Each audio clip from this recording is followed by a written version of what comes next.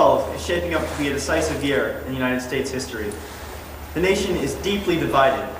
Many within the Republican Party are vying for the nomination and chance to face President Obama in the next election. Many of these candidates have participated in the games of political rhetoric and flip-flopping on the issues that have led to the widespread disgust with Congress prevalent in American society. But one candidate has remained consistent and unwavering in his convictions. That man is Texas Congressman Ron Paul. Paul graduated from Duke University School of Medicine in 1961. He then used his medical knowledge in the service of his country, working as a doctor in the United States Air Force from 63 to 65, and Air National Guard from 65 to 68. Paul then began a private practice in Texas, working as an obstetrician and gynecologist. During this time, Paul delivered over 4,000 babies, which strongly contributed to his pro-life views. In 1978, Paul, disturbed by the government's abandonment of the gold standard, decided to run for Congress. He was elected to the House of Representatives to represent Texas's 22nd district. He immediately became a vocal critic of the financial and banking institutions, America's interventionist foreign policy, and what he perceived to be intrusions into the civil liberties of private citizens. During this time, he wrote several books on his ideology, the most influential of which is The Case for Gold, in which Ron Paul defends the gold standard. Ron Paul is preaching the same gospel today that he advocated in the 80s. Though many in Washington can't say they've never compromised on the values they claim to uphold, he can. As an advocate of limited government intervention in the economy, Ron Paul has never voted to raise taxes and staunchly opposed government intrusion into economic affairs. Paul has been and continues to be an outspoken foe of the runaway deficit spending and massive debt few others in Washington seem willing to tackle. Paul believes fervently in the gold standard and opposes inflationary monetary policy and the Federal Reserve System that enables it. Paul has held to the traditional conservative opposition to an interventionist foreign policy, an opposition long abandoned by many within his party.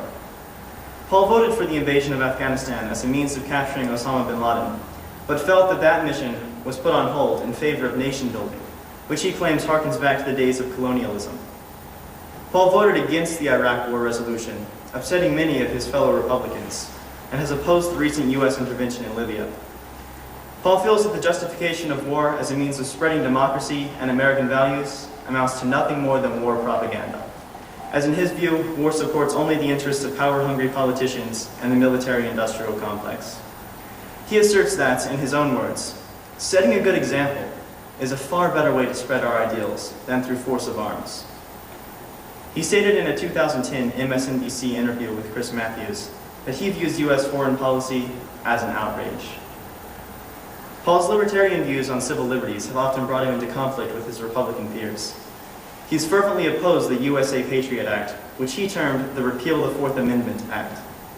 He also voted against legislation proposed by social conservatives intended to define marriage as between a man and a woman, such as the Defense of Marriage Act, stating that any association that's voluntary should be permissible in a free society, prompting much anger on the part of the religious right.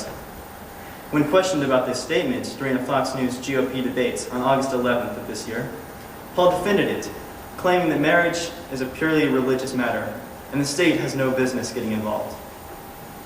Ron Paul sought the Republican nomination for president in 2008, and though this nomination ultimately went to John McCain, Paul did amass a dedicated following. He's once again seeking the GOP nomination and is polling much higher this year than he did during his last presidential bid.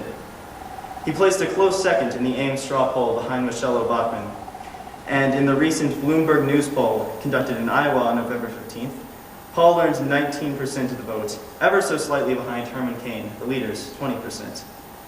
Interestingly, Paul has received overwhelming support from active duty military personnel.